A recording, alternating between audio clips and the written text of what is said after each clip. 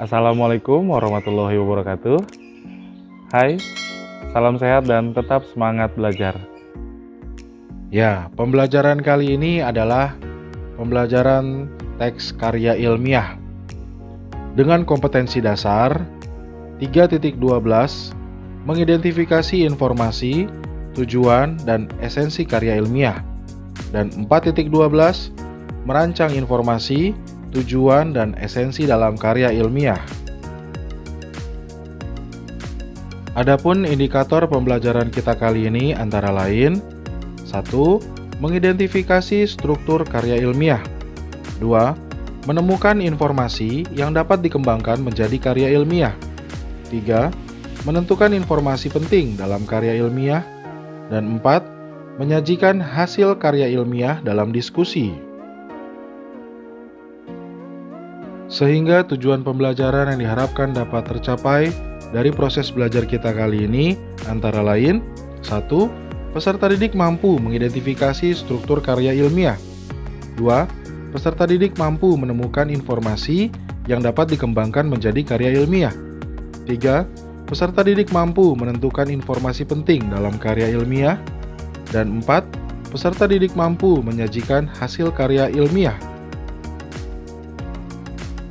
Kita awali dengan pengertian karya ilmiah. Karya ilmiah merupakan sebuah tulisan yang berisi suatu permasalahan yang ditulis dan diungkapkan dengan metode-metode ilmiah yang sesuai dengan kaidah penulisan karya tulis ilmiah tertentu. Karya tulis ilmiah berisi data dan fakta maupun hasil penelitian seseorang yang ditulis secara runut dan sistematis.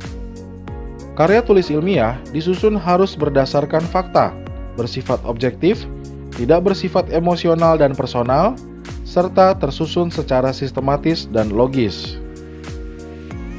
Bahasa yang digunakan dalam suatu karya tulis ilmiah ialah bahasa Indonesia yang baku, yang sesuai dengan kaidah penulisan Panduan Umum Ejaan Bahasa Indonesia atau PUEBI. Contoh karya ilmiah dapat berupa artikel, makalah, laporan, skripsi, tesis, atau disertasi. Kita lanjutkan dengan esensi materi bagian 1, struktur penyajian karya ilmiah. Secara umum, bentuk penyajian karya ilmiah terbagi ke dalam 3 jenis, yaitu bentuk populer, bentuk semi-formal, dan bentuk formal. Untuk penjelasannya, bisa kalian cermati ya.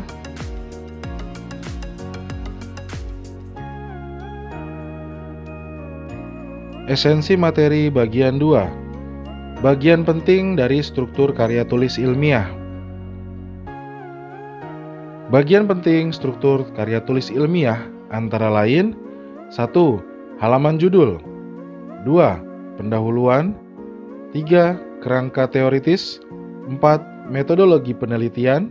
5. Pembahasan. 6. Simpulan. Dan 7. Daftar pustaka. Untuk penjelasannya, silakan kalian cermati ya.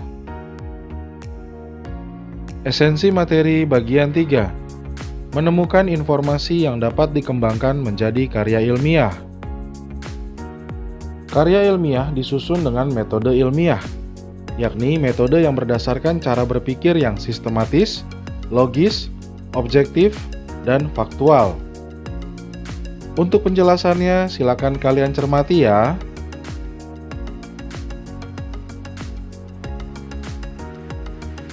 Esensi materi bagian 4. Menentukan informasi penting dalam karya ilmiah. Tujuan penulisan karya ilmiah adalah untuk mempublikasikan suatu ilmu pengetahuan kepada masyarakat. Salah satu forum yang sering dijadikan tempat untuk tujuan itu adalah diskusi. Dalam forum itulah berbagai hal tentang karya ilmiah itu dibahas secara bersama-sama. Melalui forum itu pula, kita dapat memperoleh informasi-informasi penting dari suatu karya ilmiah secara terbuka, disertai berbagai informasi dan tanggapan sebagai pelengkap dari peserta diskusi lainnya. Berikut disajikan contoh analisis informasi penting dari karya ilmiah berupa artikel. Silakan kalian cermati ya.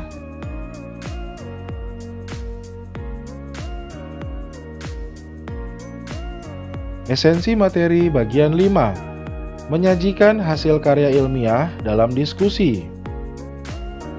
Menurut Kamus Besar Bahasa Indonesia, masalah adalah sesuatu yang harus diselesaikan atau dipecahkan.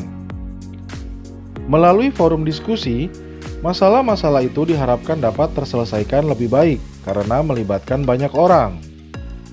Dalam diskusi resmi seperti seminar, masalah itu dipaparkan oleh seorang pemakalah atau narasumber.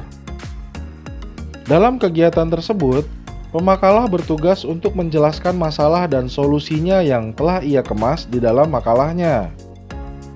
Dalam kegiatan tersebut, narasumber tidak membacakan makalah, tetapi memaparkannya kembali secara lisan dengan bahasa yang mudah dipahami para peserta dengan menggunakan media presentasi seperti Microsoft PowerPoint yang dibuat dengan memuat kata-kata kunci dari isi makalah yang dipaparkan.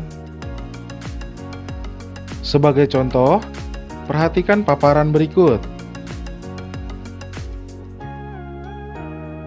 Paparan tersebut tidak menarik bagi peserta diskusi apabila disajikan apa adanya atau seperti yang tertulis di atas. Paparan tersebut sebaiknya disajikan secara lebih ringkas dengan menggunakan kata-kata kuncinya. Contoh penyajian paparan secara ringkas dan menarik dapat dilihat pada tampilan paling bawah ya. Demikian pemaparan esensi materi pelajaran kali ini. Semoga dapat membantu proses belajar kalian. Salam sehat dan tetap semangat belajar. Wassalamualaikum warahmatullahi wabarakatuh.